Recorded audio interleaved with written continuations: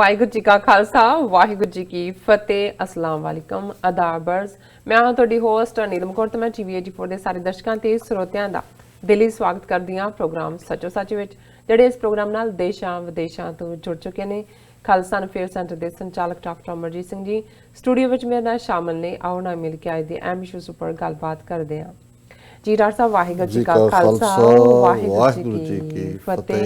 जी doctor साहब जी आनू programme सचो सच विच बहुत शुक्रिया जी। डॉक्टर साहब अज 9 दसंबर 2019 26 मगर नानकशाही संमत 551 का दिन है। तो डॉक्टर साहब प्रोग्राम शुरू करने तो पहला असीं अपने दर्शकों ते सरोतिਆਂ ਨੂੰ हमेशा तरह दसीए व्यूअर्स, जे तुसीं हक सच इंसाफ ते पैरा दिंदा इक्को एक चैनल TV84 ਨੂੰ देखना चाहते हो तो तुसीं देख सकते हो spectrum cable, RCN cable, bell 5 cable in Canada, roku, Jadoo box, शावा, फेसबुक TV84 ਦੀ ਐਪ ਰਾਹੀਂ online streaming and IP box ਤੇ ਤੁਸੀਂ TV84 ਨੂੰ ਦੇਖ ਸਕਦੇ ਹੋ। ਵਿਊਅਰਸ, ਜੇ ਤੁਸੀਂ TV84 ਨਾਲ ਜਾਂ ਪ੍ਰੋਗਰਾਮ ਸੱਚੋ ਸੱਚ ਨਾਲ ਫੇਸਬੁੱਕ ਰਾਹੀਂ ਜੁੜੇ ਹੋ ਤਾਂ ਇਸ ਨੂੰ ਵੱਧ ਤੋਂ ਵੱਧ ਲਾਈਕ ਕਰੋ ਤੇ ਸ਼ੇਅਰ ਕਰੋ ਅਤੇ ਨਾਲ ਹੀ YouTube ਤੇ ਸਬਸਕ੍ਰਾਈਬ ਵੀ ਕਰੋ। ਇਹ ਵੀ ਦੱਸ ਦਈਏ ਕਿ ਤੁਸੀਂ TV84 ਦੀ ਐਪ ਨੂੰ ਐਂਡਰੋਇਡ ਐਂਡ ਐਪ ਸਟੋਰ ਤੇ ਡਾਊਨਲੋਡ ਕਰਕੇ ਜੋ TV84 ਦੀ ਲਾਈਵ ਸਟ੍ਰੀਮ ਹੈ ਉਸ ਨੂੰ ਤੁਸੀਂ 24 ਆਵਰਸ ਦੇਖ ਸਕਦੇ ਹੋ। ਵਿਊਅਰਸ, ਹੁਣ ਅਸੀਂ ਆਪਣੇ ਪ੍ਰੋਗਰਾਮ ਦੀ ਸ਼ੁਰੂਆਤ ਕਰਨ ਜਾ ਰਹੇ ਹਾਂ। ਅਸੀਂ ਇਸ ਵੀਕ ਦਾ ਪਹਿਲਾ ਪ੍ਰੋਗਰਾਮ ਕਰਨ ਜਾ ਰਹੇ ਹਾਂ। ਅੱਜ ਮੰਡੇ ਦਾ ਦਿਨ ਹੈ, ਸੋ ਅਸੀਂ ਆਸ ਕਰਦੇ ਹਾਂ ਕਿ ਤੁਹਾਡਾ ਵੀਕਐਂਡ ਬਹੁਤ ਹੀ ਵਧੀਆ ਗੁਜ਼ਰਿਆ ਹੋਵੇਗਾ। ਹੁਣ ਆਪਾਂ ਸ਼ੁਰੂ ਕਰਦੇ ਹਾਂ ਅੱਜ ਦੇ ਪ੍ਰੋਗਰਾਮ ਨੂੰ ਅੱਜ ਦੇ ਪਹਿਲੇ ਅਹਿਮ ਇਸ਼ੂ ਦੇ ਨਾਲ। ਸੋ ਅਸੀਂ ਚਾਹਾਂਗੇ ਕਿ ਤੁਸੀਂ ਸਾਡੇ ਨਾਲ ਇਸੇ ਤਰ੍ਹਾਂ ਹੀ ਜੁੜੇ ਰਹਿਣਾ। ਦੇਖਣ ਸੁਣਨ ਲਈ ਤੁਹਾਡਾ ਸਭ ਦਾ ਬਹੁਤ ਬਹੁਤ ਸ਼ੁਕਰੀਆ ਜੀ। ਡਾਕਟਰ ਸਾਹਿਬ ਕੀ ਕਹਿਣਾ ਚਾਹੋਗੇ ਜੋ ਅੱਜ ਦਾ ਸਾਡਾ ਪਹਿਲਾ ਅਹਿਮ ਇਸ਼ੂ ਹੈ ਉਸ ਬਾਰੇ ਤੁਹਾਡੀਆਂ ਕੀ ਵਿਚਾਰਾਂ ਨੇ? ਦੇਖੋ, ਮੱਘਰ ਮਹੀਨਾ ਜਾਂ ਦਸੰਬਰ ਦੇ ਪਹਿਲੇ ਦਿਨ ਸ਼ੁਰੂ ਹੋਏ ਨੇ। ਮੱਘਰ ਮਹੀਨਾ ਖਾਤਮੇ ਵਾਲੇ ਔਰ ਜ਼ਾਹਰ ਹੈ ਜਿੱਥੇ ਅਸੀਂ ਜਦੋਂ ਪੋਹ ਦਾ ਮਹੀਨਾ ਸ਼ੁਰੂ ਹੁੰਦਾ ਜਾਂ ਹੁਣ ਜਿਹੜੇ ਦਿਨ ਸ਼ੁਰੂ ਹੋਣ ਵਾਲੇ ਨੇ, ਸਾਡਾ ਧਿਆਨ 3 ਸਦੀਆਂ ਪਹਿਲਾਂ ਅਨੰਦਪੁਰ ਦਾ ਕਿਲ੍ਹਾ, ਪਰਿਵਾਰ ਵਿਛੋੜਾ, ਚਮਕੌਰ ਦੀ ਗੜੀ, ਸਰਹੰਦ ਦੀ ਕੰਧ, ਸਾਡਾ ਜਿਹੜਾ ਕੁਰਬਾਨੀਆਂ ਵਾਲਾ ਇਤਿਹਾਸ ਹੈ ਜਿਸ 'ਚੋਂ ਅਸੀਂ ਸੁਰਖਰੂ ਹੋ ਕੇ 10ਵੇਂ ਪਾਤਸ਼ਾਹ ਨੇ ਇਸ ਖਾਲਸਾ ਪੰਥ ਦੀ ਫਾਊਂਡੇਸ਼ਨ ਰੱਖੀ, ਅਸੀਂ ਨਿਕਲੇ, ਉਸ ਨੂੰ ਅਸੀਂ ਯਾਦ ਕਰਾਂਗੇ। ਉੱਥੇ ਇਸ ਦਿਨ ਦੀ ਅੱਜ ਜਦੋਂ ਅਸੀਂ ਇਹ ਗੱਲਬਾਤ ਕਰ ਰਹੇ ਹਾਂ, ਦਸੰਬਰ ਦੇ ਖਾਸ ਤੌਰ 'ਤੇ 9-10 ਦਸੰਬਰ, ਇਹ ਦੋਨੋਂ ਦਿਨ ਬੜੇ ਅਹਿਮੀਅਤ ਵਾਲੇ ਨੇ। ਦੂਸਰਾ ਸੰਸਾਰ ਜੰਗ ਜਿਹੜਾ 1939 ਤੋਂ 1945 ਤੱਕ ਚੱਲਿਆ, ਕਰੋੜਾਂ ਲੋਕ, ਕਰੋੜਾਂ ਜਿਹੜੇ ਨੇ ਇਸ ਜੰਗ ਦੀ ਭੇਟ ਚੜ੍ਹੇ। ਜਿਹੜਾ ਸ਼ਦਾਪਣਾ ਯੂਰਪ ਦੇ ਇਹਨਾਂ ਮੁਲਕਾਂ 'ਚ ਜਿਨ੍ਹਾਂ ਨੇ ਪਹਿਲਾ ਵਰਲਡ ਵਾਰ ਵੀ ਸ਼ੁਰੂ ਕੀਤਾ, ਦੂਸਰਿਆਂ ਨੂੰ ਉਹਦੇ 'ਚ ਲਪੇਟਿਆ, ਸੈਕੰਡ ਵਰਲਡ ਵਾਰ ਵੀ, ਇਹਨਾਂ ਦੀ ਤਾਕਤਾਂ ਦੀ ਆਪਸੀ ਲੜਾਈ। ਪਰ ਇੱਕ ਰੀਅਲਾਈਜੇਸ਼ਨ ਜਾਂ ਇੱਕ ਖਿਆਲ ਜਿਹੜਾ ਦੁਨੀਆ ਦੇ ਵਿੱਚ ਸਾਹਮਣੇ ਆਇਆ ਕਿ ਜੰਗ ਤੋਂ ਬਚਿਆ ਜਾਏ ਔਰ ਇਸ ਦੇ ਨਤੀਜੇ ਵਜੋਂ ਹੀ ਜਿਹੜਾ ਜਿਸ ਨੂੰ ਪਹਿਲਾਂ UNO ਕਿਹਾ ਜਾਂਦਾ ਸੀ, ਯੂਨਾਈਟਿਡ ਨੇਸ਼ਨਸ ਆਰਗੇਨਾਈਜੇਸ਼ਨ, ਹੁਣ ਅਸੀਂ ਉਹਨੂੰ UN ਕਹਿੰਦੇ ਹਾਂ, ਯੂਨਾਈਟਿਡ ਨੇਸ਼ਨ, ਇਹ ਹੋਂਦ ਦੇ ਵਿੱਚ ਆਈ ਔਰ 50 ਦੇਸ਼ਾਂ ਦੇ ਨੁਮਾਇੰਦਿਆਂ ਨੇ ਸੈਨ ਫਰਾਂਸਿਸਕੋ ਦੇ ਵਿੱਚ ਇਕੱਠੇ ਹੋ ਕੇ ਅੱਜ ਦੇ ਦਿਨ 71 ਸਾਲ ਪਹਿਲਾਂ ਪਹਿਲੀ ਕਨਵੈਨਸ਼ਨ, ਜਿਹੜੀ UN ਕਨਵੈਨਸ਼ਨ ਔਨ ਜੈਨੋਸਾਈਡ ਜਿਸ ਨੂੰ ਜਾਣਿਆ ਜਾਂਦਾ ਹੈ, ਉਸ ਨੂੰ ਪਾਸ ਕੀਤਾ। ਹਾਲਾਂਕਿ ਕੁੱਲ ਕੰਬਾਈਨਡ ਚੈਪਟਰ ਜਿਹੜਾ UN charter of human rights ਦਾ ਹੈ, ਜਿਹਦੇ 'ਚ ਇਸ UN ਕਨਵੈਨਸ਼ਨ ਦੀ ਗੱਲ ਵੀ ਹੈ ਕਿ ਕਿਵੇਂ ਜੈਨੋਸਾਈਡ ਨੂੰ ਰੋਕਿਆ ਜਾਣਾ ਚਾਹੀਦਾ ਹੈ। ਬਾਅਦ ਦੇ ਵਿੱਚ 1960s ਦੇ ਵਿੱਚ ਫਰਦਰ ਜਨੇਵਾ ਕਨਵੈਨਸ਼ਨਸ ਦੇ ਥੱਲੇ ਹੋਰ ਵੀ ਪ੍ਰੋਟੋਕੋਲ ਆਏ ਔਰ ਇਸੇ ਹੀ ਚਾਰਟਰ ਦੇ ਵਿੱਚ ਜਿਹੜਾ ਕੱਲ੍ਹ 10 ਦਸੰਬਰ ਦਾ ਹੋਏਗਾ, ਰਾਈਟ ਆਫ ਸੈਲਫ ਡਿਟਰਮੀਨੇਸ਼ਨ, ਸਵੈ ਨਿਰਣੇ ਦਾ ਹੱਕ, ਹਰ ਕੌਮ ਨੂੰ, ਉਸ ਖਿੱਤੇ ਨੂੰ ਜਿਹੜਾ ਪਰਸੀਕਿਊਸ਼ਨ 'ਚੋਂ ਗੁਜ਼ਰ ਰਿਹਾ ਹੈ, ਆਜ਼ਾਦ ਕੌਮ ਹੈ, ਉਸ ਨੂੰ ਇਹ ਹੱਕ ਹੈ ਕਿ ਉਹ ਇਹ ਫੈਸਲਾ ਕਰੇ ਕਿ ਉਹਨੇ ਕਿਸੇ ਦੇਸ਼ ਦੇ ਨਾਲ ਰਹਿਣਾ ਜਾਂ ਉਹਨੇ ਆਪਣਾ ਅਡੜਾ ਮੁਲਕ ਬਣਾਉਣਾ। ਸੋ ਇਸ ਵਿਸ਼ੇ 'ਤੇ ਅਸੀਂ ਕੱਲ੍ਹ ਵੀ ਗੱਲ ਕਰਾਂਗੇ। ਪਰ ਅੱਜ ਕਿਉਂਕਿ ਜਦੋਂ ਅਸੀਂ ਜੈਨੋਸਾਈਡ ਦੀ ਗੱਲ ਕਰਦੇ ਹਾਂ, ਜਿਸ ਦੇ ਲਈ ਨਸਲਕੁਸ਼ੀ ਜਾਂ ਨਸਲ ਘਾਤ ਠੇਠ ਪੰਜਾਬੀ ਦੇ ਵਿੱਚ ਵੀ ਇਸਤੇਮਾਲ ਹੁੰਦਾ ਹੈ ਔਰ ਸਿੱਖ ਕੌਮ ਨੇ 18ਵੀਂ ਸਦੀ 'ਚ ਇਸ ਦੇ ਲਈ ਲਫ਼ਜ਼ ਘੱਲੂਘਾਰਾ ਵੀ ਕੁਆਇਨ ਕੀਤਾ ਸੀ, ਕਿਉਂਕਿ ਅਸੀਂ ਇਤਿਹਾਸ ਦੇ 2 ਘੱਲੂਘਾਰੇ 18ਵੀਂ ਸਦੀ 'ਚ ਉਹਨਾਂ ਨੂੰ ਹਮੇਸ਼ਾ ਯਾਦ ਕਰਦੇ ਹਾਂ। ਜੀ ਔਰ ਫਿਰ 20ਵੀਂ ਸਦੀ ਦੇ ਵਿੱਚ ਜਦੋਂ ਅਸੀਂ ਜੂਨ 84 ਨਵੰਬਰ 84 ਦੀ ਗੱਲ ਕਰਦੇ ਹਾਂ, ਤੇ ਇਸ ਨੂੰ ਵੀ ਅਸੀਂ ਜੂਨ 84 ਦਾ ਘੱਲੂਘਾਰਾ ਜਦੋਂ ਭਾਰਤੀ ਫੌਜ ਨੇ ਟੈਂਕਾਂ ਤੋਪਾਂ ਨਾਲ ਸਾਡੇ ਦਰਬਾਰ ਸਾਹਿਬ ਅਕਾਲ ਤਖਤ ਤੇ ਔਰ 37 ਇਤਿਹਾਸਕ ਗੁਰਦੁਆਰਿਆਂ ਤੇ ਹਮਲਾ ਕੀਤਾ। ਨਵੰਬਰ 84 ਦੇ ਵਿੱਚ ਦਿੱਲੀ ਔਰ ਭਾਰਤ ਭਰ ਦੇ ਸ਼ਹਿਰਾਂ ਕਸਬਿਆਂ ਔਰ ਹਰ ਥਾਂ ਦੇ ਉੱਤੇ ਹਜ਼ਾਰਾਂ ਸਿੱਖਾਂ ਨੂੰ ਮੌਤ ਦੇ ਘਾਟ ਉਤਾਰਿਆ ਗਿਆ, ਜੀ ਪੂਰਾ ਇੱਕ ਸਟੇਟ ਦੀ ਪਲੈਨਿੰਗ ਦੇ ਥੱਲੇ।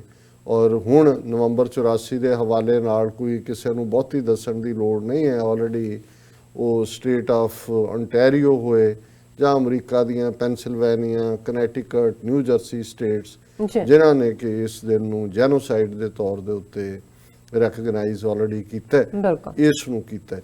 ਲੇਕਿਨ ਅਸੀਂ ਜਦੋਂ ਆਪਣੀ ਗੱਲ ਕਰਦੇ ਹਾਂ, ਫਿਰ ਸਾਨੂੰ ਇਹ ਗੱਲ ਵੀ ਧਿਆਨ 'ਚ ਰੱਖਣ ਦੀ ਲੋੜ ਹੈ ਕਿ ਇਨਸਾਨੀ ਇਤਿਹਾਸ ਦੇ ਵਿੱਚ ਬੀਤੇ ਦੇ ਵਿੱਚ ਵੀ ਬਹੁਤ ਸਾਰੀਆਂ ਕੌਮਾਂ ਲੋਕ ਜ਼ੁਲਮਾਂ ਦਾ ਸ਼ਿਕਾਰ ਹੋਏ। ਜੀ ਔਰ ਇਹ ਕੋਈ ਸਟੋਨ ਏਜ ਜਾਂ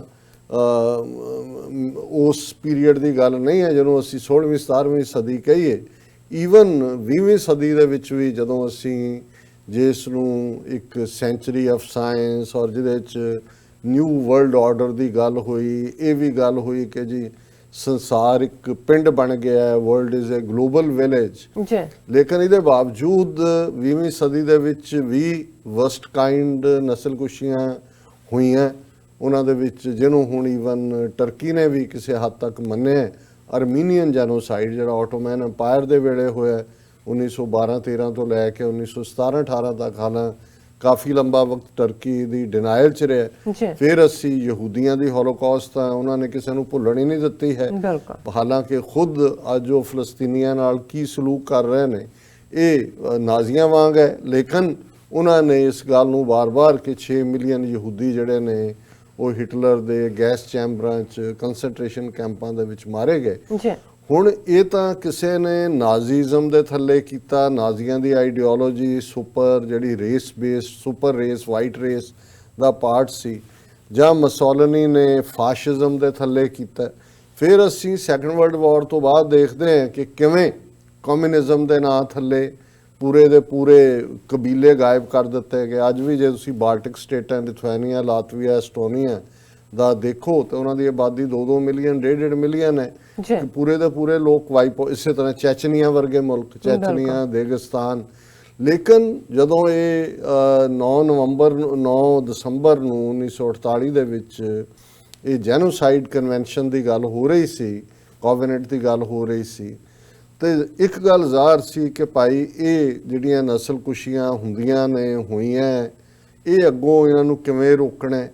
ਔਰ ਜਿਹੜੇ ਸਿਵਲਾਈਜ਼ ਦੇਸ਼ ਆਪਣੇ ਆਪ ਨੂੰ ਕਹਾਉਣ ਵਾਲੇ ਨੇ ਫਿਊਚਰ 'ਚ UN ਦੇ ਮੈਂਬਰ ਬਣਨਗੇ, ਉਹਨਾਂ ਦੇ ਉੱਤੇ ਇਹ ਲਾਜ਼ਮ ਹੋਏ ਕਿ ਉਹਨਾਂ ਨੇ ਇਸ ਕਿਸਮ ਦਾ ਕੁਝ ਨਹੀਂ ਹੋਣ ਦੇਣਾ। ਸੋ ਜ਼ਾਹਰ ਹੈ ਕਿ ਇਹ ਜੋ ਕੁਝ ਅਸੀਂ ਜੇ ਸਾਊਥ ਏਸ਼ੀਆ 'ਚ ਭਾਰਤ ਦੇ ਕੰਟੈਕਸਟ ਦੇ ਵਿੱਚ ਹੀ ਦੇਖੀਏ ਕਿ 72 ਸਾਲ ਦੇ ਵਿੱਚ ਕਿਵੇਂ ਇੱਕ ਤੋਂ ਬਾਅਦ ਇੱਕ ਜਿਹੜੀ ਹੈ ਨਸਲਕੁਸ਼ੀ ਮਾਈਨੋਰਟੀਜ਼ ਦੀ ਹੋਈ। ਅੱਜ ਵੀ ਜਦੋਂ ਅਸੀਂ ਇਹ ਗੱਲ ਕਰ ਰਹੇ ਹਾਂ ਔਰ ਇਹ 71st ਐਨੀਵਰਸਰੀ ਹੈ ਜੈਨੋਸਾਈਡ ਦੀ ਕਨਵੈਨਸ਼ਨ ਦੀ, ਤੇ ਕਸ਼ਮੀਰ ਪਿਛਲੇ 125 ਦਿਨਾਂ ਤੋਂ ਜਿਹੜਾ ਹੈ ਉਸ ਨੂੰ ਲੌਕਆਊਟ ਕੀਤਾ ਹੋਇਆ, ਇੱਕ ਖੁੱਲੀ ਜੇਲ੍ਹ ਹੈ, ਕੋਈ ਐਕਸੈਸ ਨਹੀਂ ਹੈ। ਉਸ ਦਾ ਜ਼ਿਕਰ ਅਸੀਂ ਤੀਸਰੇ ਸੈਗਮੈਂਟ 'ਚ ਡੀਟੇਲ 'ਚ ਕਰਾਂਗੇ, ਕਿਉਂਕਿ ਇੱਕ ਰੈਜ਼ੋਲੂਸ਼ਨ ਵੀ US ਕਾਂਗਰਸ ਦੇ ਵਿੱਚ ਕਾਂਗਰਸਵੋਮਨ ਜੈ ਪੌਲ ਸੀਐਟਲ ਤੋਂ ਨੇ, ਵਾਸ਼ਿੰਗਟਨ ਤੋਂ, ਉਹਨਾਂ ਨੇ ਕੋ ਸਪਾਂਸਰ ਕੀਤਾ ਇੱਕ ਰਿਪਬਲਿਕਨ ਕਾਂਗਰਸਮੈਨ ਦੇ ਨਾਲ। ਪਰ ਗੱਲ ਅਸੀਂ ਇਸ ਜੈਨੋਸਾਈਡ ਜਿਹਦੇ ਲਈ ਲਫ਼ਜ਼ ਮੈਂ ਆਲਰੇਡੀ ਇਸਤੇਮਾਲ ਕੀਤੇ ਨੇ, ਪਰ ਇਹਨੂੰ ਜੇ ਇੱਕ ਲੇਮੈਨ ਲੈਂਗੁਏਜ ਜਾਂ ਇੱਕ ਸਧਾਰਨ ਬੰਦੇ ਦੀ ਜ਼ਬਾਨ 'ਚ ਕਹਿਣਾ ਹੋਏ ਤੇ ਇਵੇਂ ਹੀ ਹੈ ਕਿ ਇਹ ਜਿਹੜੇ ਜੰਗ ਯੁੱਧ ਨੇ ਇਹ ਤਾਂ ਮੁੱਢ ਕਦੀਮ ਤੋਂ, ਜਦੋਂ ਤੋਂ ਇਨਸਾਨ ਜਿਹੜਾ ਹੈ ਉਹ ਉਸ ਚੋਂ ਕੇਵਸ ਚੋਂ ਗੁਫਾਵਾਂ ਚੋਂ ਨਿਕਲਿਆ, ਕਬੀਲੇ ਬਣੇ, ਕਬੀਲੇ ਵੀ ਲੜਦੇ, ਇੱਕ ਨੇ ਦੂਜੇ ਤੇ ਕਬਜ਼ਾ ਕਰ ਲਿਆ, ਉਹਦੀਆਂ ਵੀ ਚੀਜ਼ਾਂ ਲੁੱਟ ਲਈਆਂ। ਨੇਸ਼ਨ ਸਟੇਟਸ ਦੀ ਗੱਲ ਤਾਂ ਹੁਣ ਆਈ ਹੈ 2 ਸਦੀਆਂ ਪਹਿਲਾਂ, ਲੇਕਿਨ ਇਸ ਤੋਂ ਪਹਿਲਾਂ ਕਿਵੇਂ ਵੱਡੇ ਵੱਡੇ ਐਮਪਾਇਰ, ਬਾਦਸ਼ਾਹੀਆਂ, ਕੋਈ ਕਿਸੇ ਨਾਂ ਥੱਲੇ, ਕੋਈ ਕਲਾਕਾਰਾ ਦੁਨੀਆ ਜਿੱਤਣ ਤੁਰ ਪਿਆ, ਅਲੈਗਜ਼ੈਂਡਰ ਵਰਗਾ, ਚੰਗੇਜ਼ ਖਾਨ ਨਿਕਲ ਆਇਆ, ਔਰ ਕਿਵੇਂ ਆਪਣੇ ਇਲਾਕਾ ਵਧਾਉਣਾ, ਔਰ ਦੂਜਾ ਉਹਦੇ 'ਚ ਈਵਨ ਬਹੁਤ ਵਾਰ ਧਰਮ ਨੂੰ ਦੋਸ਼ ਦਿੱਤਾ ਜਾਂਦਾ ਹੈ, ਪਰ ਇਹ ਵੀ ਹੋਇਆ ਕਿ ਜਿੱਥੇ ਇੱਕ ਧਰਮ ਵਾਲਿਆਂ ਨੂੰ ਹੀ ਮੰਨਣ ਵਾਲਿਆਂ ਦਾ ਰਾਜ ਸੀ, ਬਿਲਕੁਲ ਉੱਥੇ ਉਸੇ ਧਰਮ ਵਾਲਿਆਂ ਦੇ ਜਿਹੜੇ ਐਕਸਪੈਂਸ਼ਨ ਸੀ, ਆਪਣਾ ਰਾਜ ਭਾਗ ਵਧਾਉਣਾ ਚਾਹੁੰਦੇ ਸੀ, ਉਹਨਾਂ ਨੇ ਇੱਕ ਦੂਸਰੇ ਨੂੰ ਮਾਰਿਆ। ਜੇ ਭਾਰਤ ਦੇ ਵਿੱਚ ਅਸੀਂ ਬਾਬਰ ਦੇ ਹਵਾਲੇ ਨਾਲ ਦੇਖੀਏ, ਜਦੋਂ ਬਾਬਰ 1521 ਔਰ ਬਾਅਦ 1526 ਚ ਆਉਂਦਾ ਹੈ, ਤੇ ਉਹ ਕੋਈ ਉੱਥੇ ਕਿਸੇ ਹੋਰ ਹਿੰਦੂਆਂ ਦਾ ਰਾਜ ਤਾਂ ਨਹੀਂ ਸੀ, ਜੀ ਪਠਾਣਾ ਦਾ ਰਾਜ ਸੀ। 3-4 ਸਦੀਆਂ ਤੋਂ ਮਹਿਮੂਦ ਗਜ਼ਨਵੀ ਦੇ ਜ਼ਮਾਨੇ ਤੋਂ ਲੈ ਕੇ ਫਿਰ ਮੁਹੰਮਦ ਗੌਰੀ ਉਹਨਾਂ ਦਾ ਰਾਜ ਸੀ। ਇਬਰਾਹਿਮ ਲੋਧੀ ਦੇ ਨਾਲ ਜਿਹੜੀ ਹੈ ਟੱਕਰ ਹੋਈ। ਹੁਣ ਇਸ ਨੂੰ ਭਾਵੇਂ ਅੱਜ ਜਿਸ ਮਰਜ਼ੀ ਰੰਗ ਦੇ ਵਿੱਚ ਪੇਸ਼ ਕਰਨ ਦੀ ਕੋਸ਼ਿਸ਼ ਹੋਏ, ਜਿਵੇਂ ਪਾਣੀਪਤ ਨਾਂ ਦੀ ਫਿਲਮ ਜਿਹੜੀ 2-3 ਦਿਨ ਪਹਿਲਾਂ ਰਿਲੀਜ਼ ਹੋਈ ਹੈ, ਜੀ ਔਰ ਜਿਸ ਅੰਦਾਜ਼ ਦੇ ਵਿੱਚ ਉਹਨਾਂ ਨੇ ਮਰਾਠਿਆਂ ਨੂੰ ਬੜਾ ਜੇਤੂ ਔਰ ਬੜੇ ਹਿਊਮੈਨਿਟੇਰੀਅਨ ਤੇ ਬੜੇ ਬਹਾਦਰ ਸਾਬਤ ਕਰਨ ਦੀ ਕੋਸ਼ਿਸ਼ ਕੀਤੀ ਹੈ। ਹਾਲਾਂਕਿ ਇਹਦੇ 'ਚ ਤਾਂ ਕੋਈ ਸ਼ੱਕ ਨਹੀਂ ਹੈ ਕਿ ਵੀ ਪਾਣੀਪਤ ਦੀ ਇਸ ਲੜਾਈ 'ਚ ਵੀ, ਕਿਉਂਕਿ ਮਰਾਠਿਆਂ ਨੇ ਉੱਥੋਂ ਸਾਊਥ 'ਚੋਂ ਉੱਠ ਕੇ ਉਹ ਦਿੱਲੀ ਦੇ ਉੱਤੇ ਵੀ ਕਾਬਜ਼ ਸਨ, ਰੋਹਤਾਸ ਤੱਕ ਪਹੁੰਚ ਗਏ ਸੀ। ਪੰਜਾਬ ਦੇ ਵਿੱਚ ਵੀ ਮਰਾਠਿਆਂ ਦਾ ਕੰਟਰੋਲ ਸੀ ਕਿਸੇ ਹੱਦ ਤੱਕ, ਔਰ ਪੰਜਾਬੀ ਦਾ ਇੱਕ ਅਖਾਣ ਹੈ ਅੱਜ ਵੀ, ਅਜੇ ਆਏ ਮਰਹੱਟੇ ਜਿਨ੍ਹਾਂ ਵਸਦੇ ਵੀ ਪੱਟੇ, ਕਿ ਉਹਨਾਂ ਦੇ ਔਰ ਉਹਨਾਂ ਦੀ ਲੁੱਟ ਬਾਰੇ ਤਾਂ ਇਹ ਹੈ ਕਿ ਉਹ ਕਮੀਜ਼ ਦਾ ਦੂਜਾ ਵੀ ਸਿਰਫ ਕੱਛਾ ਰਹਿਣ ਦਿੰਦਾ ਸੀ, ਸਭ ਕੁਝ ਲਾ ਲੈਂਦਾ ਸੀ, ਇਸ ਹੱਦ ਤੱਕ ਉਹ ਲਟੇਰੇ ਸੀ। ਲੇਕਿਨ ਉਹਨੂੰ ਹੁਣ ਇਹ ਜਿਹੜੀ ਪਾਣੀਪਤ ਫਿਲਮ ਹੈ ਐਵੇਂ ਦੱਸਣ ਦੀ ਕੋਸ਼ਿਸ਼ ਕੀਤੀ ਜਿਵੇਂ ਮੋਸਟ ਦੇਸ਼ ਭਗਤੀ, ਤੇ ਦੇਸ਼ ਭਗਤੀ ਕਿੱਥੋਂ ਆ ਗਈ? ਤੋ ਸਾਰੇ ਰਲੇ ਹੁੰਦੇ ਸੀ। ਜੇ ਅਹਿਮਦ ਸ਼ਾਹ ਅਬਦਾਲੀ ਆਫ ਕੋਰਸ ਜਿਹੜਾ ਅਫਗਾਨਿਸਤਾਨ 'ਚ ਉਹਨੂੰ ਬਾਬਾਏ ਕੌਮ ਕਹਿੰਦੇ ਨੇ, ਡਾਕ ਟਿਕਟ ਜਾਰੀ ਹੈ, ਇੱਕ ਵੱਡਾ ਜਰਨੈਲ ਸੀ, ਉਹਨੇ ਇਹਦੇ 'ਚ ਤਾਂ ਕੋਈ ਸ਼ੱਕ ਨਹੀਂ ਹੈ ਕਿ ਉਹੀ ਹੈ ਜਿਹਨੇ ਇੱਕ ਪਾਸੇ ਆਮੂ ਦਰਿਆ ਤੋਂ ਲੈ ਕੇ ਇੰਡਸ ਰਿਵਰ ਤੱਕ ਜਿਹੜਾ ਪ੍ਰੈਜ਼ੈਂਟ ਡੇ ਅਫਗਾਨਿਸਤਾਨ, ਜਿਹੜਾ ਬਾਅਦ 'ਚ ਉਹਦਾ ਇੱਕ ਹਿੱਸਾ ਪਾਕਿਸਤਾਨ 'ਚ ਹੈ, ਖੈਬਰ ਪਖਤੂਨਖਵਾ ਜਿਹੜਾ ਜ਼ਾਹਰ ਹੈ ਸਿੱਖ ਰਾਜ ਦੇ ਵੇਲੇ ਇੱਧਰ ਪੰਜਾਬ ਦਾ ਹਿੱਸਾ ਬਣਿਆ, ਪਰ ਉਹਨੇ ਇੱਕ ਵੱਡੀ ਸਲਤਨਤ ਕਾਇਮ ਕੀਤੀ। ਔਰ ਉਹਨਾਂ ਜ਼ਮਾਨਿਆਂ 'ਚ ਵੀ ਜੋ ਹਮਲਾਵਰਾਂ ਦਾ ਪਾਰਟ ਹੁੰਦਾ ਸੀ, ਹਮਲੇ ਵੀ ਹੁੰਦੇ ਸੀ, ਡਿਸਟਰਕਸ਼ਨਸ ਵੀ ਹੁੰਦੀਆਂ ਸੀ, ਲੁੱਟਮਾਰ ਵੀ ਹੁੰਦੀਆਂ ਸੀ। ਕੋਈ ਅਬਦਾਲੀ ਕੋਈ ਸਾਡਾ ਹੀਰੋ ਨਹੀਂ ਹੈ, ਲੇਕਿਨ ਪਰ ਅੱਜ ਜਦੋਂ ਜਿਨ੍ਹਾਂ ਦੇ ਹੱਥ 'ਚ ਪੋਲੀਟੀਕਲ ਪਾਵਰ ਆਈ ਹੋਈ ਹੈ, ਉਹ ਇਸ ਤਰੀਕੇ ਨਾਲ ਪ੍ਰੈਜ਼ੈਂਟ ਕਰ ਰਹੇ ਨੇ ਕਿ ਵੀ ਸਾਰਾ ਪੈਟਰੀਓਟਿਜ਼ਮ ਮਰਾਠਿਆਂ ਦੇ ਕੋਲ ਹੀ ਸੀ, ਔਰ ਉਹਦੇ 'ਚ ਸਿੱਖ ਫੈਕਟਰ ਬਿਲਕੁਲ ਹੀ ਗਾਇਬ ਕਰ ਦਿੱਤਾ ਕਿ ਭਾਈ ਜਿਹੜਾ ਮਰਾਠਿਆਂ ਦੀ ਉੱਥੋਂ ਹਾਰ ਤੋਂ ਬਾਅਦ ਜਿਹੜੀਆਂ ਉਹਨਾਂ ਦੀਆਂ ਹਜ਼ਾਰਾਂ ਕੁੜੀਆਂ ਦੂਜੇ ਤੀਜੇ ਜਿਹੜਾ ਉਹ ਸੀ, ਉਹ ਕਿਹਨੇ ਛਡਾ ਕੇ ਘਰੀ ਪਹੁੰਚਾਈਆਂ ਸੀ। ਔਰ ਹੁਣ ਜਦੋਂ ਇਹ, ਕਿਉਂਕਿ ਜਦੋਂ ਤੁਸੀਂ ਇਤਿਹਾਸ ਨੂੰ ਇਤਿਹਾਸ ਦੇ ਐਸਪੈਕਟ ਤੋਂ ਦੇਖਣ ਦੀ ਬਜਾਏ ਪੋਲੀਟੀਕਲ ਉਹਦਾ ਸੈਲ ਆਊਟ ਕਰਨਾ ਚਾਹੋਗੇ, ਜਿਵੇਂ ਪਦਮਾਵਤੀ ਫਿਲਮ ਬਣਾਈ, ਅਲਾਉਦੀਨ ਖਿਲਜੀ ਨੂੰ ਕਿਵੇਂ ਪ੍ਰੈਜ਼ੈਂਟ ਕੀਤਾ, ਔਰ ਬੜਾ ਉਹ ਐਗਜ਼ਿਸਟ ਨਹੀਂ ਕਰਦੀ ਪਦਮਾਵਤੀ, ਇੱਕ ਨੇ ਨਾਵਲ ਲਿਖਿਆ ਉਹਦੇ ਤੇ ਉਹਨੂੰ ਹਿਸਟਰੀ ਬਣਾ ਕੇ ਪੇਸ਼ ਕਰਤਾ। ਹੁਣ ਇਹ ਫਿਲਮ ਨੂੰ ਵੀ ਲੈ ਕੇ ਜਿਸ ਤਰੀਕੇ ਦਾ ਅੰਦਾਜ਼ ਹੈ, ਕਿਉਂਕਿ ਇਹਨਾਂ ਨੇ ਸਾਬਤ ਕੀਤਾ ਜੀ ਮਰਾਠੇ ਤਾਂ ਹਾਰੇ ਕਿਉਂਕਿ ਜਾਟਾਂ ਨੇ ਸਾਥ ਨਹੀਂ ਦਿੱਤਾ। ਭਰਤਪੁਰ ਦੇ, ਦਿੱਲੀ ਦੇ ਰਾਜਪੂਤ, ਜੈਪੁਰ ਦਾ ਰਾਜਾ ਦੂਜਾ, ਉਹ ਅਬਦਾਲੀ ਨਾਲ ਰਲ ਗਏ। ਹੁਣ ਉਹਨਾਂ ਨੇ ਰਾਜਸਥਾਨ 'ਚ ਬੰਦ ਕਰਾ ਦਿੱਤੀ ਹੈ ਫਿਲਮ, ਪ੍ਰੋਟੈਸਟ ਹੋਏ ਨੇ। ਇੱਧਰ ਹਰਿਆਣੇ ਵਾਲਿਆਂ ਨੇ ਵੀ ਕਿਹਾ ਬੰਦ ਕਰੋ, 2 ਦਿਨਾਂ 'ਚ ਤੁਸੀਂ ਸਾਨੂੰ ਜਾਟਾਂ ਨੂੰ ਐਵੇਂ ਕਰ ਰਹੇ ਹੋ, ਰਾਜਸਥਾਨ 'ਚ ਵੀ ਖੜੇ ਹੋ ਗਏ। ਸੋ ਕਹਿਣ ਦਾ ਮਤਲਬ ਇਹ ਹੈ ਵੀ ਇਹ ਜਿਹੜਾ ਹਿਸਟਰੀ ਦਾ ਨੈਰੇਟਿਵ ਹੈ, ਇਹ ਤਾਂ ਜਿਹਦੇ ਹੱਥ 'ਚ ਜੋ ਆਏਗਾ ਉਹਨੇ, ਔਰ ਖਾਸ ਤੌਰ ਤੇ ਅੱਜ ਹਿੰਦੂਤਵੀ ਜਿਹੜੇ ਨੇ ਉਹ ਮਿਥਿਹਾਸ ਨੂੰ ਇਤਿਹਾਸ ਕਨਵਰਟ ਕਰਨ 'ਚ ਲੱਗੇ ਹੋਏ ਨੇ।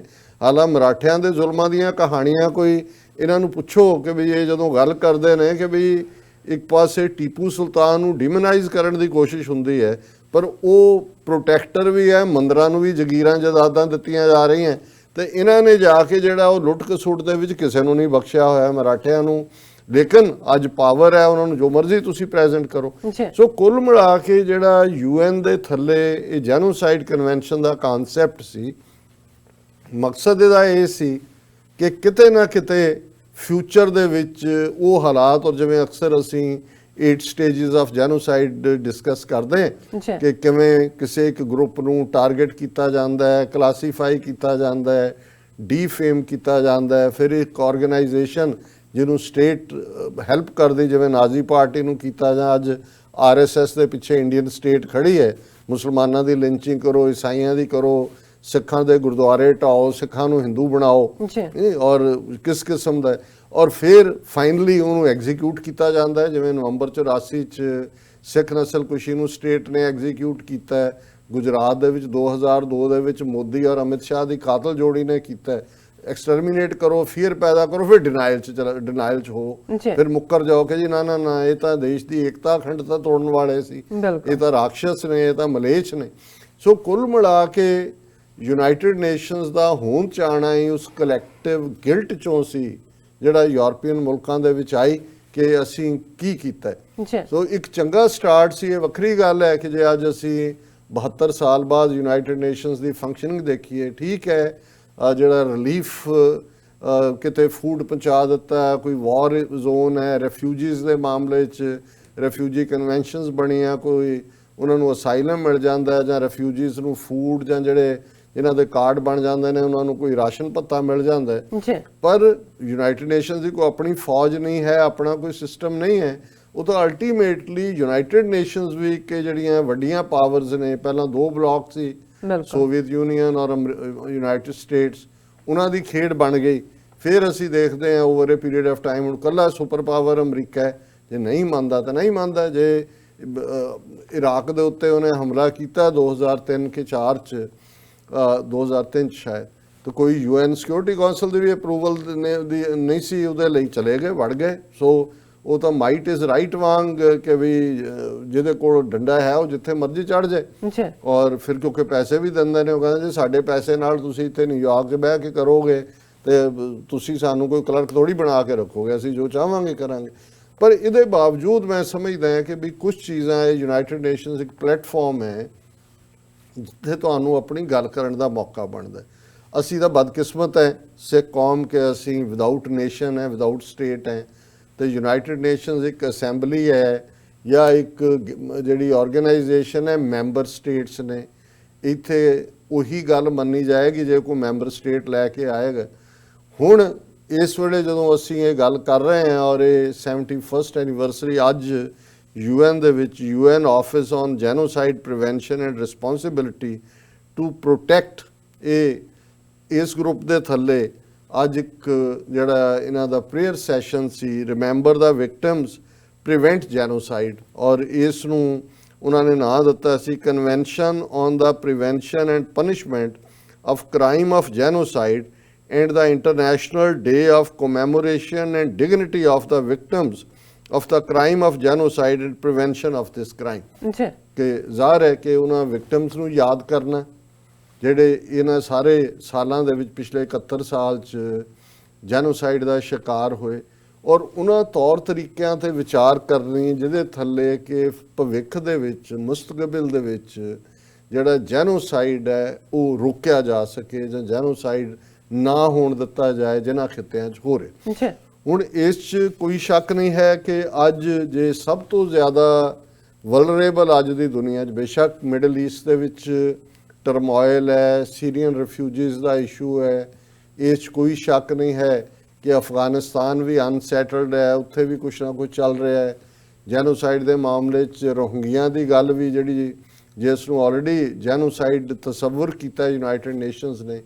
ਪਰ ਅੱਜ ਸਭ ਤੋਂ ਵਰਸਟ ਜੇ ਕੋਈ ਸਿਚੁਏਸ਼ਨ ਕਹਿਣੀ ਹੋਏ ਤੇ ਉਹ ਕਸ਼ਮੀਰ ਹੈ, ਜਿੱਥੇ ਪਿਛਲੇ 125 ਦਿਨਾਂ ਤੋਂ 4 ਮਹੀਨਿਆਂ ਤੋਂ ਜ਼ਿਆਦਾ ਦੇ ਸਮੇਂ ਤੋਂ 80 ਲੱਖ ਲੋਕ ਜਿਹੜੇ ਨੇ ਉਹ ਲਾਕਡਾਊਨ ਦੇ ਵਿੱਚ ਨੇ। ਉਹਨਾਂ ਨੂੰ ਇੱਕ ਖੁੱਲੀ ਜੇਲ੍ਹ ਦੇ ਵਿੱਚ ਰੱਖਿਆ ਹੋਇਆ।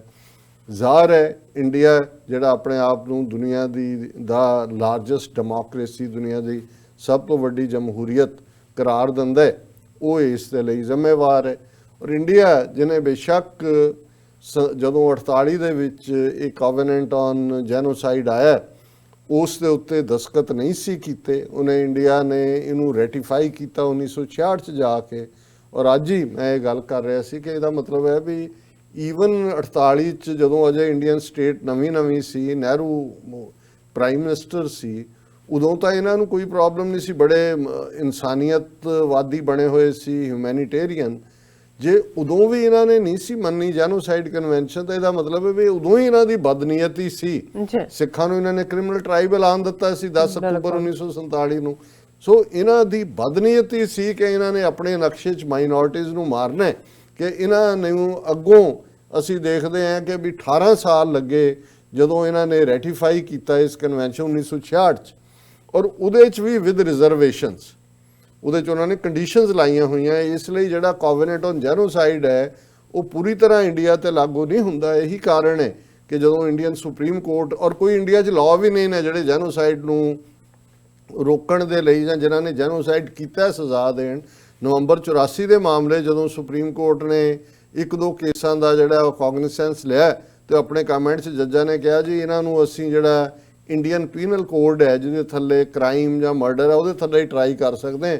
ਕੋਈ ਇਹ ਕੀਤੀ ਇਹਨਾਂ ਨੇ ਨਸਲਕੁਸ਼ੀ ਹੈ, ਸੁਪਰੀਮ ਕੋਰਟ ਨੇ ਵੀ ਮੰਨਿਆ ਕਿ ਬਈ ਇਹ ਜਿਹੜਾ ਕ੍ਰਾਈਮ ਹੈ ਇਹ ਜੈਨੋਸਾਈਡਲ ਕ੍ਰਾਈਮ ਹੈ, ਪਰ ਦੇਰ ਆਰ ਨੋ ਲਾਜ਼ ਇਹਨਾਂ ਥੱਲੇ ਅਸੀਂ ਇਹਨਾਂ ਨੂੰ ਪਨਿਸ਼ ਕਰ ਸਕੀਏ ਕਿਉਂਕਿ ਇੰਡੀਆ ਨੇ ਇਸ ਕੋਵੈਨੈਂਟ ਨੂੰ ਰੈਟੀਫਾਈ ਨਹੀਂ ਕੀਤਾ ਇੰਟਰਨੈਸ਼ਨਲੀ। ਅਦਰਵਾਈਜ਼ ਤਾਂ ਜੈਨੋਸਾਈਡ ਕੋਵੈਨੈਂਟ ਦੇ ਥੱਲੇ ਸਰਬੀਆ ਦਾ ਮਿਲੋਸੋਵਿਚ ਜਿਨ੍ਹਾਂ ਨੇ ਬੋਸਨੀਆ ਦੇ ਵਿੱਚ ਜ਼ੁਲਮ ਕੀਤੇ ਉਹਨਾਂ ਦੀ ਜਿਹੜੀ ਹੈ ਉਹ ਹੋਈ ਹੈ, ਉਹਨਾਂ ਦਾ ਟ੍ਰਾਇਲ ਚੱਲਿਆ ਜਿਹੜਾ ਇੰਟਰਨੈਸ਼ਨਲ ਕ੍ਰਿਮੀਨਲ ਕੋਰਟ ਦੇ ਵਿੱਚ। ਸੋ ਇੱਕ ਪਾਸੇ ਇੰਡੀਆ ਨੇ ਉਦੋਂ ਸਾਈਨ ਨਹੀਂ ਸੀ ਕੀਤੇ ਔਰ ਹੁਣ ਵੀ ਜਦੋਂ ਕਿ ਕਰੰਟਲੀ ਉਹ ਸਿੱਖਾਂ ਦਾ ਮਾਮਲਾ ਹੋਏ, ਨਾਰਥ ਈਸਟ ਦਾ ਹੋਏ ਜਾਂ ਕਸ਼ਮੀਰ ਦਾ ਮੁੱਦਾ ਜਿਹਦੇ 'ਤੇ ਅਸੀਂ ਵੇਰਵੇ ਨਾਲ ਗੱਲ ਕਰਦੇ ਹਾਂ ਹਰ ਰੋਜ਼।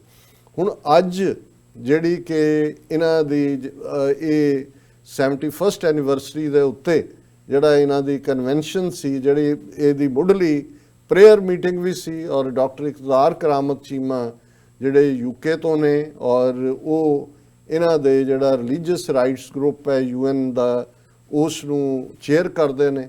ਸੋ ਜ਼ਾਹਰ ਹੈ ਕਿ ਸਾਰੇ ਦੇਸ਼ਾਂ ਦੇ ਨੁਮਾਇੰਦੇ ਜਿਹੜੇ ਨੇ ਉਹ ਇਕੱਠੇ ਸੀ ਔਰ ਉਸ ਦੀ ਸ਼ੁਰੂਆਤ ਡਾਕਟਰ ਚੀਮਾ ਨੇ ਜਿਹੜੀ ਹੈ ਕੈਂਡਲ ਜਗਾ ਕੇ ਕੀਤੀ ਔਰ ਜਿਹੜੀ ਇਨੀਸ਼ੀਅਲ ਪ੍ਰੇਅਰ ਵੀ ਹੈ, ਕਮਿਟਮੈਂਟ ਵੀ ਹੈ UN ਦੇ ਚਾਰਟਰ ਦੇ ਥੱਲੇ ਤੇ ਰਿਜ਼ੋਲਵ ਵੀ ਹੈ ਕਿ ਵੀ ਅਸੀਂ ਇਹ ਕਰਾਂਗੇ, ਇਹ ਵੀ ਉਹਨਾਂ ਨੇ ਲੀਡ ਕੀਤਾ ਔਰ ਬਾਅਦ ਦੇ ਵਿੱਚ ਜਿਹੜੇ ਦੇਸ਼ਾਂ ਦੇ ਸਾਰੇ ਰਿਪਰੈਜ਼ੈਂਟੇਟਿਵ ਸੀ ਉਹਦੇ ਚ UN ਦਾ secretary general, deputy secretary general ਨੇ ਉਹਨੂੰ ਐਡਰੈਸ ਕੀਤਾ, ਪਲੱਸ ਰਸ਼ੀਆ ਦਾ ਜਾਂ ਅਮਰੀਕਾ ਦੀ ਜਿਹੜੀ UN ਦੇ ਵਿੱਚ ਹੁਣ ਰਿਪਰੈਜ਼ੈਂਟੇਟਿਵ ਬਣੀ ਹੈ ਨਿੱਕੀ ਹੇਲੀ ਦੀ ਥਾਂ ਤੇ, ਟਰਕੀ ਦਾ ਨੁਮਾਇੰਦਾ, ਉਹਨਾਂ ਸਾਰਿਆਂ ਨੇ, ਜਾਪਾਨ।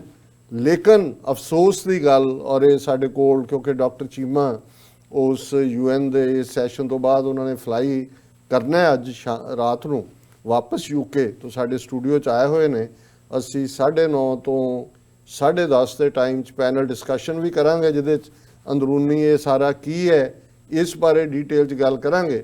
ਪਰ ਜਦੋਂ UN ਬਿਲਡਿੰਗ ਦੇ ਤੋਂ ਉਹ ਆਏ ਔਰ ਉਹਨਾਂ ਦੇ ਨਾਲ ਗੱਲਬਾਤ ਹੋਈ ਤੇ ਉਹਨਾਂ ਨੇ ਵੀ ਬੜੇ ਅਫਸੋਸ ਦਾ ਇਜ਼ਹਾਰ ਕੀਤਾ ਕਿ ਪਾਕਿਸਤਾਨ ਦਾ ਰਿਪਰੈਜ਼ੈਂਟੇਟਿਵ ਉਹਨਾਂ ਨੇ ਕਿਹਾ ਜੀ ਪਾਕਿਸਤਾਨ ਦਾ ਉਹ ਕਹਿੰਦਾ ਮੇਰੇ ਕੋਲ ਪਿਕਚਰ ਹੈ ਕਿ ਵੀ ਕੁਰਸੀ ਹੈ, ਕੋਈ ਉਹਦੇ ਉੱਥੇ ਆਇਆ ਨਹੀਂ ਪਾਕਿਸਤਾਨ ਦਾ ਪ੍ਰੈਜ਼ੈਂਟ ਕਰਨ ਲਈ, ਜਦੋਂ ਕਿ ਟਰਕੀ ਵਾਲੇ ਨੇ ਉਹਨਾਂ ਨੇ ਕਿਹਾ ਜੀ ਬੰਗਲਾਦੇਸ਼ ਔਰ ਇੰਡੀਆ। ਬੰਗਲਾਦੇਸ਼ ਨੇ ਪੂਰੇ ਜ਼ੋਰ ਨਾਲ ਪਾਕਿਸਤਾਨ ਦਾ ਜਲੂਸ ਕੱਢਿਆ ਕਿ ਜੀ ਇਹਨਾਂ ਨੇ ਜੈਨੋਸਾਈਡ 71 'ਚ ਕੀਤਾ, ਸਾਡੇ ਆ ਕੇ ਇਹਨਾਂ ਦੀ ਫੌਜ ਨੇ ਆਹ ਕੀਤਾ ਉਹ ਕੀਤਾ। ਇੰਡੀਆ ਨੇ ਆਪਣਾ ਕੇਸ ਪ੍ਰੈਜ਼ੈਂਟ ਕੀਤਾ ਔਰ ਜਿਹੜੀ ਖੁਸ਼ੀ ਔਰ ਫਖਰ ਵਾਲੀ ਗੱਲ ਹੈ, ਮੈਂ ਸਮਝਦਾ ਵੀ ਅਸੀਂ ਸਟੇਟਲੈਸ ਲੋਕ ਹਾਂ। ਡਾਕਟਰ ਚੀਮਾ ਨੇ ਉਹਨਾਂ ਨੇ ਕਿਹਾ ਜੀ ਮੈਂ ਆਪਣੀ ਪ੍ਰੈਜ਼ੈਂਟੇਸ਼ਨ 'ਚ ਸਿੱਖ ਜੈਨੋਸਾਈਡ ਦਾ ਜ਼ਿਕਰ ਕੀਤਾ ਕਿ ਭਾਈ ਪਿਛਲੇ ਤਾਂ ਜਿਹੜੇ ਨੇ ਪਰ ਨੇਸ਼ਨ ਸਟੇਟਸ ਦੇ ਕੋਲ ਤਾਂ ਹੱਕ ਹੈ ਕਰਨ ਦਾ, ਪਰ ਜਿਨ੍ਹਾਂ ਦੇ ਕੋਲ ਕੁਝ ਨਹੀਂ ਹੈ ਘੱਟੋ ਘੱਟ ਉਹਨਾਂ ਦੀ ਵੀ ਕੌਣ ਆਵਾਜ਼ ਸੁਣੇਗਾ। ਔਰ ਦੂਸਰੀ ਗੱਲ ਕਿ ਜਿੱਥੇ ਉਹਨਾਂ ਨੇ ਕਿਉਂਕਿ ਪ੍ਰੇਅਰ ਲੀਡ ਕੀਤੀ ਔਰ ਉਹਨਾਂ ਨੇ ਕਿਹਾ ਵੀ ਜਿਹੜਾ ਡਰਾਫਟ ਉਹਨਾਂ ਨੂੰ ਦਿੱਤਾ ਗਿਆ ਉਹਦੇ 'ਚ ਬਾਕੀ ਜਿਹੜੇ ਧਰਮ ਨੇ ਵੱਡੇ ਉਹਨਾਂ ਦੇ ਪੈਗੰਬਰਾਂ ਦਾ ਨਾਂ ਸੀ, ਉਹਨਾਂ ਨੇ ਯਕੀਨੀ ਬਣਾਇਆ ਕਿ ਗੁਰੂ ਨਾਨਕ ਸਾਹਿਬ ਦਾ ਨਾਮ ਵੀ ਉਹਦੇ 'ਚ ਹੋਏ। ਔਰ ਮੈਂ ਓਰੀਜਨਲ ਜਿਹੜਾ ਡਰਾਫਟ ਮੈਨੂੰ ਮਿਲਿਆ ਉਹਨੂੰ ਮੈਂ ਡਿਸਕਸ ਵੀ ਕਰਾਂਗਾ, ਪਰ ਮੈਂ ਕਿਉਂਕਿ ਇਸ ਸੈਗਮੈਂਟ ਦਾ ਟਾਈਟਲ ਵੀ ਇਹ ਦਿੱਤਾ ਹੈ ਕਿ ਕ੍ਰਿਮੀਨਲ ਐਬਸੈਂਸ ਆਫ ਪਾਕਿਸਤਾਨ। ਹੁਣ ਇੱਕ ਪਾਸੇ ਜਿੱਥੇ ਇੰਡੀਆ ਨੇ ਜ਼ੋਰ ਲਾਇਆ ਹੋਇਆ ਕਿ ਕਸ਼ਮੀਰ ਦਾ ਮੁੱਦਾ ਕੋਈ ਖੜਾ ਨਾ ਕਰ ਦੇ, ਜੇ ਉਹ ਦੋ ਕਾਂਗਰਸ ਉਹਨੇ ਇੰਡੀਅਨ ਜੈਪਾਲ ਬੀਬੀ ਕਾਂਗਰਸ ਵੂਮਨ ਉਹ ਰੈਜ਼ੋਲੂਸ਼ਨ ਲਿਆਈ ਹੈ, ਅੱਜ ਹੀ ਨਾਲ ਖਬਰ ਲੱਗੀ ਹੋਈ ਹੈ ਇੰਡੀਅਨ ਐਮਬੈਸੀ ਨੇ ਇੱਥੇ ਲੌਬਿੰਗ ਫਰਮ ਹਾਇਰ ਕੀਤੀ ਹੈ ਕਿ ਕਿਤੇ ਇਹ ਨਾ ਹੋਏ ਕਿ ਕਾਂਗਰਸ ਦੇ ਵਿੱਚ ਜਿਹੜਾ ਹੈ ਉਹ ਰੈਜ਼ੋਲੂਸ਼ਨ ਬਾਈ ਪਾਰਟੀ ਸਾਨੂੰ ਸਪੋਰਟ ਮਿਲ ਜਾਏ ਕਸ਼ਮੀਰ ਦੇ ਮੁੱਦੇ ਤੇ ਕਿ ਬੰਦ ਕਰੋ ਜੋ ਤੁਸੀਂ ਉੱਥੇ ਲਾਕਡਾਊਨ ਕੀਤਾ ਹੋਇਆ, ਖੋਲੋ ਕਮਿਊਨੀਕੇਸ਼ਨ, ਲੋਕਾਂ ਨੂੰ ਉੱਥੋਂ ਫ੍ਰੀ ਕਰੋ ਜਿਹੜੇ ਉਹਨਾਂ ਦੇ ਉੱਤੇ ਤੁਸੀਂ ਪਾਬੰਦੀਆਂ ਲਾਈਆਂ ਹੋਈਆਂ ਨੇ। ਔਰ ਉਹਨਾਂ ਨੇ ਲੌਬਿੰਗ ਫਰਮ ਹਾਇਰ ਕੀਤੀ ਹੈ ਵੀ ਕਿਤੇ ਇਹ ਬਿੱਲ ਪਾਸ ਹੋ ਕੇ ਫਿਰ ਹਾਂਗਕਾਂਗ ਵਾਲੀ ਸਿਚੁਏਸ਼ਨ ਨਾ ਬਣ ਜਾਏ ਜਿਵੇਂ ਕਾਂਗਰਸ ਸੈਨੇਟ ਨੇ ਪਾਸ ਕੀਤਾ ਔਰ ਟਰੰਪ ਨੇ ਉਹਦੇ ਤੇ ਸਾਈਨ ਕਰ ਦਿੱਤੇ। ਹੁਣ ਉਹ ਤਾਂ ਉਸ ਹੱਦ ਤੱਕ ਜਾ ਕੇ ਔਰ 2 ਦਿਨ ਪਹਿਲਾਂ ਹੀ ਵਾਸ਼ਿੰਗਟਨ ਦੇ ਵਿੱਚ ਕਸ਼ਮੀਰੀ ਪੰਡਤਾਂ ਨੂੰ ਖੜੇ ਕਰਕੇ ਉਹਨਾਂ ਨੇ ਪ੍ਰੋਟੈਸਟ ਕਰਵਾਇਆ ਔਰ 2 ਉਹਦੇ ਵਿੱਚ ਜਿਹੜੇ ਕਾਂਗਰਸਮੈਨ ਦੇ ਉਮੀਦਵਾਰ ਨੇ 2 ਅੱਡ ਡਿਸਟ੍ਰਿਕਟਸ ਤੋਂ ਕਿ ਜੀ ਪਾਕਿਸਤਾਨ ਟੈਰਰਿਜ਼ਮ ਇਕੱਠਾ ਕਰ ਰਿਹਾ, 1999 'ਚ ਕਸ਼ਮੀਰੀ ਪੰਡਤ ਕੱਢੇ 4 ਲੱਖ ਬਣਾਤ। ਉਹ ਟਿੱਲ ਲਾ ਕੇ ਜਿੱਥੇ ਨਹੀਂ ਵੀ ਇਹ ਪਲੇਟਫਾਰਮ ਕ੍ਰੀਏਟ ਕਰ ਰਹੇ ਨੇ, ਮੈਨੂੰ ਇਹ ਸਮਝ ਨਹੀਂ ਆਉਂਦੀ।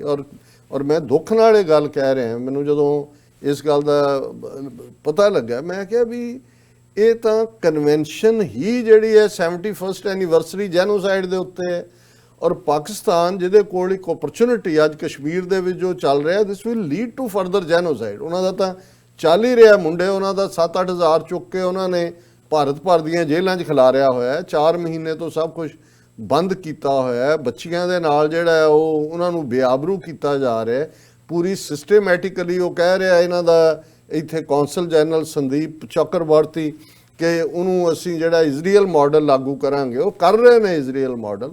ਔਰ ਉਸ ਪਲੇਟਫਾਰਮ ਤੇ UN ਦੇ ਕੀ ਫਾਇਦਾ ਸੀ ਫਿਰ ਕਹਿਣ ਦਾ ਜੀ ਅਸੀਂ ਹੁਣ ਕਸ਼ਮੀਰ ਦਾ ਕੇਸ ਅਸੀਂ ਬਣ ਗਏ ਹੈ, ਪਾਕਿਸਤਾਨ 'ਚ ਕਸ਼ਮੀਰ ਡੇ ਮਨਾਇਆ ਜਾ ਰਿਹਾ ਹੈ, ਜਲੂਸ ਕੱਢੇ ਜਾ ਰਹੇ ਨੇ, ਬੰਦ ਹੋ।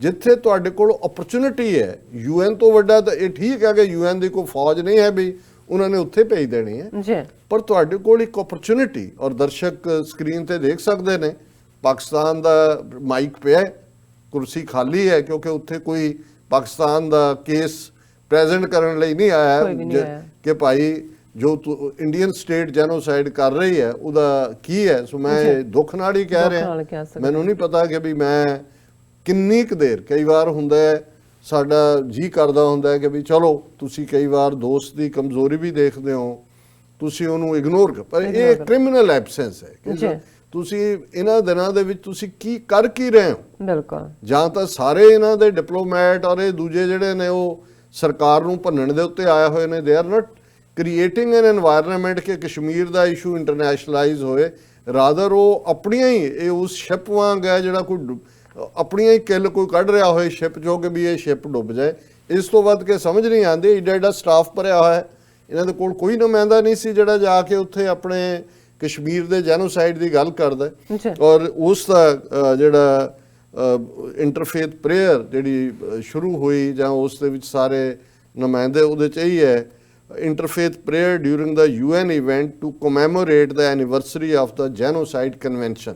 ਅੱਜ ਉਹਨਾਂ ਦੀ 71st ਜਿਹੜੀ ਐਨੀਵਰਸਰੀ ਹੈ ਜੈਨੋਸਾਈਡ ਕਨਵੈਨਸ਼ਨ ਦੀ, ਔਰ ਉਹਨਾਂ ਨੇ ਜਿਹੜਾ ਐਡਰੈਸ ਮੋਸਟ ਸੈਕਰਡ ਸੋਰਸ ਕਿ ਭਾਈ ਕੌਣ ਕਿਹਨੂੰ ਮੰਨਦਾ ਹੈ, ਕਿਸੇ ਦਾ ਅੱਲਾ ਹੈ, ਕਿਸੇ ਦਾ ਰਾਮ ਹੈ, ਕਿਸੇ ਦਾ ਗੋਡ ਹੈ, ਕਿਸੇ ਦਾ ਯਹੋਵਾ ਹੈ, ਕਿਸੇ ਦਾ ਕੋਈ ਹੋਰ ਹੈ, ਵਾਹਿਗੁਰੂ ਹੈ, ਕਿ ਜੇ ਗੁਰੂ ਨਾਨਕ ਸਾਹਿਬ ਵਿੱਚ ਮੈਂਸ਼ਨ ਹੋਏ ਤਾਂ ਜ਼ਾਹਰ ਹੈ। ਸੋ ਉਹਨਾਂ ਨੂੰ we stand before you united in heart and prayer ਕਿ हे source, most sacred source, ਅਸੀਂ ਤੁਹਾਡੇ ਸਾਹਮਣੇ ਖੜੇ ਹਾਂ, ਇਕੱਠੇ ਆਪਣੇ ਦਿਲ ਦੇ ਨਾਲ ਦੁਆ ਕਰਦੇ ਹਾਂ। we see you in each other's eyes and the eyes of every human being। ਤੁਹਾਨੂੰ ਇੱਕ ਦੂਸਰੇ ਦੀਆਂ ਅੱਖਾਂ 'ਚ ਦੇਖਦੇ ਹਾਂ, ਹਰ ਇਨਸਾਨ ਦੀਆਂ ਅੱਖਾਂ 'ਚ ਦੇਖਦੇ ਹਾਂ। it is for that purpose that we gather today to commemorate our promise। ਇਸੇ ਕਰਕੇ ਅੱਜ ਅਸੀਂ ਆਪਣਾ ਇਕਰਾਰ ਉਸ ਦੀ ਯਾਦ ਦਹਾਨੀ ਦੇ ਲਈ ਇਕੱਠੇ ਹੋਏ ਹਾਂ। Learned through harsh histories and unfathomable loss, ਜਿਹੜਾ ਸਬਕ ਅਸੀਂ ਬਹੁਤ ਨੁਕਸਾਨ ਕਰਵਾ ਕੇ ਔਰ ਜਿਹਦਾ ਬਿਆਨ ਨਾ ਕੀਤਾ ਜਾ ਸਕੇ, ਇੰਨੇ ਨੁਕਸਾਨ ਉਠਾਉਣ ਤੋਂ ਬਾਅਦ ਜਿਹੜਾ ਸਿੱਖਿਆ, we know that we have yet to truly learn. ਅਜੇ ਵੀ ਅਸੀਂ ਅਨਾੜੀ ਹਾਂ, ਅਜੇ ਅਸੀਂ ਸਿੱਖਣੇ। We know that genocide remains a threat in our fragile world.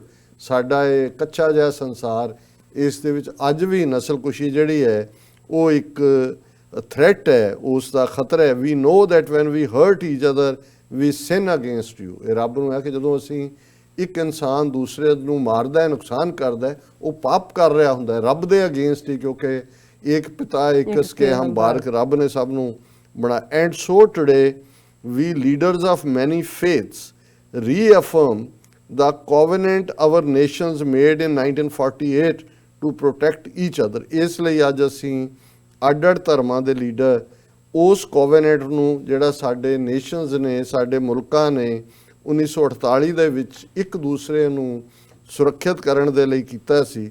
we will call to account those who perpetuate the sin of genocide। ਅਸੀਂ ਇਸ ਗੱਲ ਦਾ ਅਹਿਦ ਕਰਦੇ ਹਾਂ ਕਿ ਜਿਨ੍ਹਾਂ ਨੇ ਨਸਲਕੁਸ਼ੀ ਕੀਤੀ ਆ ਉਹਨਾਂ ਨੂੰ ਜਵਾਬਦੇਹ ਬਣਾਇਆ ਜਾਏਗਾ। We will love each other, ਅਸੀਂ ਇੱਕ ਦੂਸਰੇ ਨੂੰ ਪਿਆਰ ਕਰਾਂਗੇ। We will protect each other, ਇੱਕ ਦੂਸਰੇ ਦੀ ਅਸੀਂ ਰੱਖਿਆ ਕਰਾਂਗੇ। We will do more than pray in our particular ways. ਸਿਰਫ ਅਸੀਂ ਆਪੋ ਆਪਣੇ ਅਕੀਦਿਆਂ ਮੁਤਾਬਕ ਦੁਆ ਕਰਨ ਤੱਕ ਸੀਮਤ ਨਹੀਂ ਰਵਾਂਗੇ। ਇਸ ਤੋਂ ਵੀ ਅੱਗੇ ਕੁਝ ਕਰਾਂਗੇ। We your children will stand united in defence of each other. ਉਹ ਰੱਬ, ਅਸੀਂ ਤੇਰੇ ਬੱਚੇ ਇੱਕ ਦੂਸਰੇ ਦੇ ਬਚਾਅ ਦੇ ਲਈ ਜਿਹੜਾ ਅਸੀਂ ਇਕੱਠੇ ਖਲੋਵਾਂਗੇ।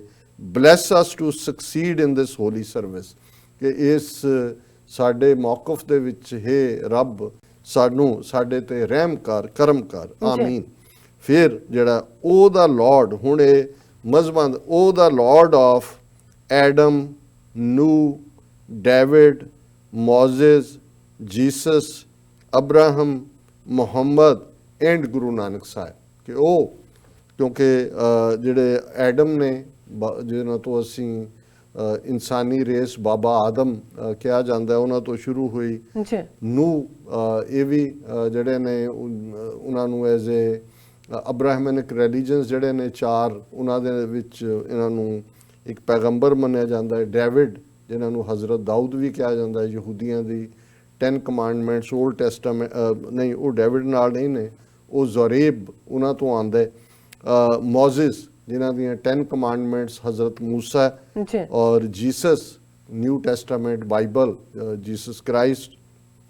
ਅਬਰਾਹਮ, ਕਿਉਂਕਿ ਅਬਰਾਹਮਨ ਰਿਲੀਜਨ ਇਹਨਾਂ ਚਾਰਾਂ ਨੂੰ ਕਿਹਾ ਜਾਂਦਾ ਹੈ, ਫਾਦਰ ਅਬਰਾਹਮ, ਔਰ ਇਧਰ ਇਸਲਾਮ ਦੇ ਵਿੱਚ ਹਜ਼ਰਤ ਇਬਰਾਹੀਮ ਕਰਕੇ ਜਾਣੇ ਜਾਂਦੇ ਨੇ।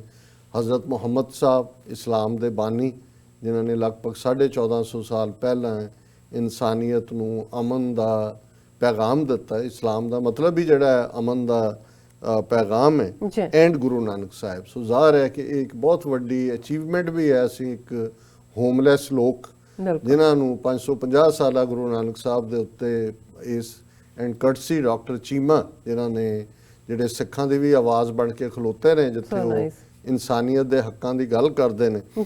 ਉਹ ਅਵਰ ਗ੍ਰੇਸ਼ੀਅਸ ਗॉड, ਉਹ ਸਾਡੇ ਦਿਆਲੂ ਰੱਬ। We pray for peace in our communities this day. ਅਸੀਂ ਆਪਣੀਆਂ ਕਮਿਊਨਿਟੀਜ਼ ਦੇ ਵਿੱਚ ਆਲੇ ਦੁਆਲੇ 'ਚ ਅਮਨ ਦੇ ਲਈ ਦੁਆ ਕਰਦੇ ਹਾਂ। We request you to bless all who work for peace, ਜਿਹੜੇ ਅਮਨ ਲਈ ਕੰਮ ਕਰ ਰਹੇ ਨੇ ਉਹਨਾਂ ਤੇ ਆਪਣਾ ਕਰਮ ਕਰ। And those who work to uphold law and justice, ਉਹਨਾਂ ਤੇ ਆਪਣਾ ਕਰਮ ਕਰੋ ਜਿਹੜੇ ਕਾਨੂੰਨ ਔਰ ਇਨਸਾਫ ਨੂੰ ਬਰਕਰਾਰ ਰੱਖਣ ਦੇ ਲਈ ਕੰਮ ਕਰ ਰਹੇ ਨੇ। We pray for an end to fear, miseries and sorrows. ਅਸੀਂ ਦੁਆ ਕਰਦੇ ਹਾਂ ਕਿ ਇਸ ਦੁਨੀਆ 'ਚ ਖੌਫ, ਦੁੱਖ, ਤਕਲੀਫਾਂ, ਹੌਕੇ ਇਹ ਖਤਮ ਹੋਣ। For comfort and support to those who suffer, ਜਿਹੜੇ ਸਫਰ ਕਰ ਰਹੇ ਨੇ ਉਹਨਾਂ ਨੂੰ ਸਕੂਨ ਮਿਲੇ। ਵੀ ਪ੍ਰੇ ਫॉर ਆਲ ਹੂ ਸਫਰ as a result of conflict, ਜਿਹੜੇ ਟਕਰਾਅ ਦੀ ਵਜ੍ਹਾ ਕਰਕੇ ਦੁਨੀਆ 'ਚ ਕਿਤੇ ਵੀ ਨੇ ਸਫਰ ਕਰ ਰਹੇ ਨੇ, ਅਸੀਂ ਉਹਨਾਂ ਸਾਰਿਆਂ ਲਈ ਦੁਆ ਕਰਦੇ ਹਾਂ।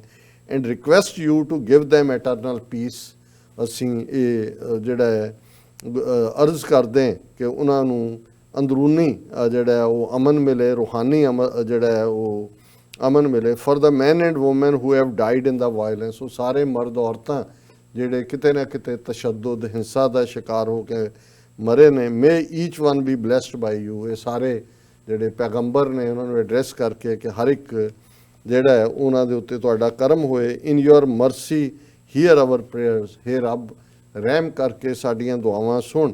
ਨਾਓ ਐਂਡ ਆਲਵੇਜ਼, ਹੁਣ ਵੀ ਔਰ ਹਮੇਸ਼ਾ ਲਈ ਵੀ, ਆਮੀਨ। ਬੀ ਇਟ ਸੋ ਜਿਹਨੂੰ ਅਸੀਂ ਕਹਿੰਦੇ।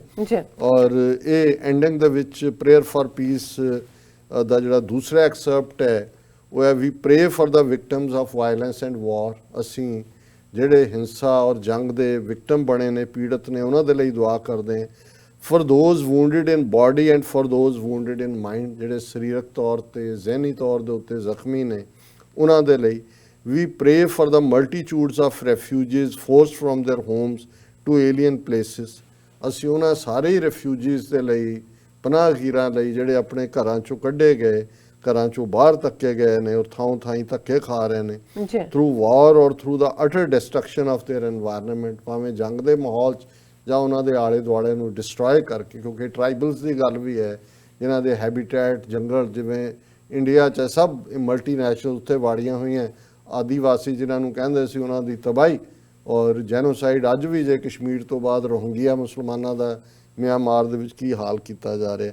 ਵੀ pray that we may learn the peace that comes with forgiving, ਸਾਨੂੰ ਉਹ ਅਮਨ ਮਿਲੇ ਜਿਹਦੇ 'ਚ ਕਿ ਇੱਕ ਮੁਆਫੀ ਦਾ, ਜਿਹੜੀ ਕਿ ਕਿਸੇ ਨੂੰ ਮੁਆਫ ਕਰਨ ਦੇ ਨਾਲ ਆਉਂਦੀ ਹੈ। And the strength we gain in loving, ਉਹ ਸਾਨੂੰ ਸਟਰੈਂਥ ਮਿਲੇ ਜਿਹੜੀ ਇੱਕ ਦੂਸਰੇ ਨੂੰ ਪਿਆਰ ਕਰਨ ਨਾਲ ਆਉਂਦੀ ਹੈ। ਜੀ that we may learn to take nothing for granted in this life। ਜੋ ਸਾਨੂੰ blessings ਮਿਲੀਆਂ ਇਹ ਨਾ ਸਮਝੀਏ ਕਿ ਇਵੇਂ ਹੀ ਮਿਲੀਆਂ ਹੋਈਆਂ, ਇਹਨਾਂ ਦੀ ਅਸੀਂ ਕਦਰਦਾਨੀ ਕਰੀਏ। ਬਿਲਕੁਲ that we may learn to see and understand with our hearts। ਜ਼ੁਬਾਨੀ ਕਲਾਮੀ ਗੱਲਾਂ ਨਾ ਕਰੀਏ, ਆਪਣੇ ਜ਼ਿਹਨ, ਆਪਣੇ ਦਿਲ, ਆਪਣੇ ਵਜੂਦ ਦੇ ਨਾਲ ਉਸ ਪੇਨ ਨੂੰ ਮਹਿਸੂਸ ਕਰੀਏ ਔਰ ਜੋ ਕਹੀਏ ਉਹ ਦਿਲੋਂ ਕਹੀਏ। that we may learn to rejoice in our being। ਕਿ ਸਾਨੂੰ ਇਨਸਾਨੀ ਜ਼ਿੰਦਗੀ ਮਿਲੀ ਹੈ, ਇਸ ਦੇ ਲਈ ਅਸੀਂ ਸ਼ੁਕਰਗੁਜ਼ਾਰੀ ਕਰੀਏ। we pray for these things with humility। ਬੜੀ ਹੰਬਲਨੈਸ ਦੇ ਨਾਲ, ਆਜ਼ੀ ਦੇ ਨਾਲ ਅਸੀਂ ਇਸ ਪਾਸੇ ਇਸ ਦੇ ਸ਼ੁਕਰਗੁਜ਼ਾਰ ਹੋਈਏ। ਰੱਬ we pray because of the hope that is within us। ਭਾਵੇਂ ਹਾਲਾਤ ਮਾੜੇ ਵੀ ਹੋਣ, ਸਾਡੇ ਅੰਦਰ ਜਿਹੜੀ ਆਸ ਹੈ, ਹੋਪ ਹੈ, ਉਹ ਹਮੇਸ਼ਾ ਜਿਉਂਦਾ ਹੀ ਰਹੇ। And because of a faith in the ultimate triumph of the human spirit. ਇਸ ਗੱਲ ਤੇ ਸਾਡਾ ਯਕੀਨ ਰਹੇ ਕਿ ਅਲਟੀਮੇਟਲੀ ਜਿਹੜੀ ਇਨਸਾਨੀ ਰੂਹ ਦੀ ਜਿਹੜੀ ਹੈ ਉਹ ਜਿੱਤ ਹੁੰਦੀ ਹੈ, ਉਹ ਅਜਿੱਤ ਹੈ ਉਹ, ਔਰ ਉਹੀ ਜਿੱਤਦੀ ਹੈ, triumph of the human spirit.